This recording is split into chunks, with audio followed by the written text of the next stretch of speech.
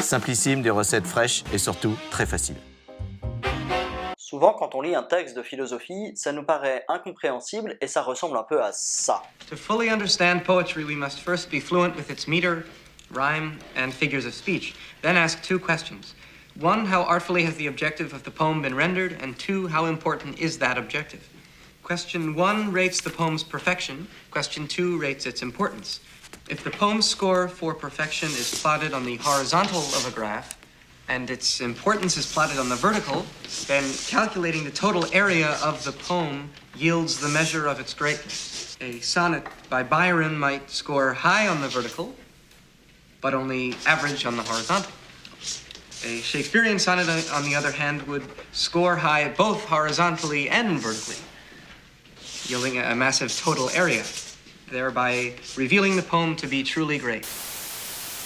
Et face à la difficulté, il n'y a pas 36 000 façons de faire. Il faut affronter la difficulté. Il faut accepter que ce ne sera pas facile. Et pour ça, il y a une bonne attitude.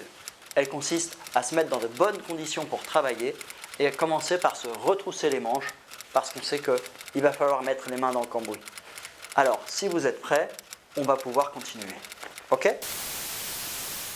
Alors, il n'y a pas 36 000 solutions pour réussir à faire une bonne explication. Toute bonne explication dépend du temps que l'on aura pris pour lire le texte, pour entrer dans l'intelligence de ce texte. Et pour réussir, malgré la difficulté, il faut procéder avec méthode et respecter un certain nombre d'étapes. La première, peut-être la plus importante, c'est le temps pris à lire le texte. Au baccalauréat, vous aurez 4 heures sur un texte entre 10 et 15 lignes. Il ne faut pas hésiter à dire qu'il faut le lire 10 fois. Et si je dis qu'il faut le lire 10 fois, ce n'est pas parce que je voudrais que vous le lisiez 1 ou 2 fois et que du coup, si je dis 10, les élèves vont comprendre 2. Non, vraiment, il faut lire ce texte 10 fois. Et un bon signe, souvent, d'une explication, c'est que quand on sort de cette explication, on connaît le texte à peu près par cœur. Parce que ça veut dire qu'on a fait attention à ce texte. Parce que ça veut dire qu'on a voulu expliquer ce texte-là. Le grand danger, encore une fois, c'est de plaquer sur le texte ses propres idées. Et tout le travail d'explication, c'est un travail de comparaison des idées qu'on a sur le texte avec le texte pour être sûr qu'il s'agit bien d'une explication de ce texte-là. Alors cette petite vidéo a un objectif, vous dire quelles sont les étapes à effectuer lorsqu'on fait la lecture du texte. Je vous ai dit, il faut lire le texte une dizaine de fois. Il ne s'agit pas de lire bêtement 10 fois le texte. Il faut essayer plutôt d'avoir des objectifs différenciés à chacune des lectures. Les 2-3 premières lectures, il s'agit de lire le plus naïvement possible, le plus simplement possible, sans réfléchir, se laisser imprégner par le texte. L'étape suivante consiste à lire le texte pour repérer les différentes idées. Et cette grande étape va contenir 4 points. Premier point, il faut juste repérer les idées. Quelle est la succession des idées dans ce texte?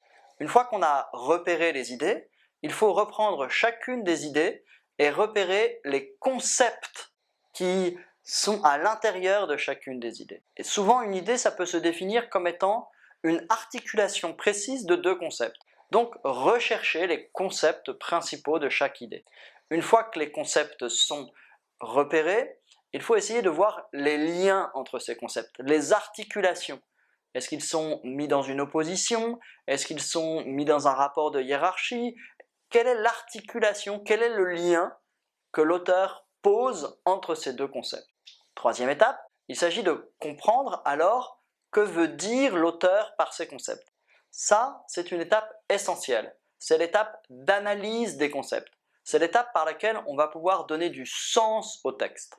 Et c'est là où se pose une difficulté. En philosophie, le vocabulaire est très précis, mais en même temps, chaque auteur utilise ce vocabulaire d'une manière souvent qui lui est propre. Et donc le travail d'explication consiste pour une part à découvrir dans quel sens ce texte utilise les concepts présents. Pour faire ce travail, il faut partir de la compréhension commune du concept, celle que vous aurez apprise en cours, le vocabulaire que vous connaissez par ailleurs par votre maîtrise de la langue, etc.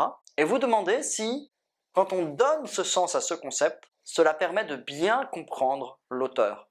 Ou si, au contraire, l'auteur n'est pas en train de redéfinir différemment ce concept. Et souvent, quand les auteurs font cela, ils donnent des signes très précis, ils le font de manière explicite.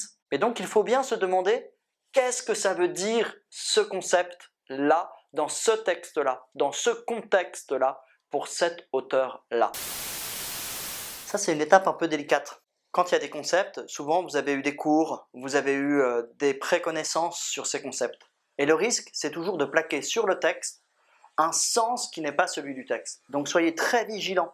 Quand vous voyez un concept, dites-vous qu'est-ce que veut dire cet auteur avec ce concept ici.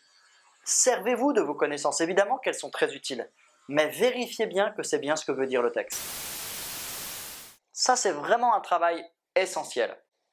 Repérez les idées, repérez les concepts, repérez les articulations entre les concepts dans les idées, donnez du sens à chacun de ces concepts. Déguster, c'est frais, c'est sain, c'est simplissime.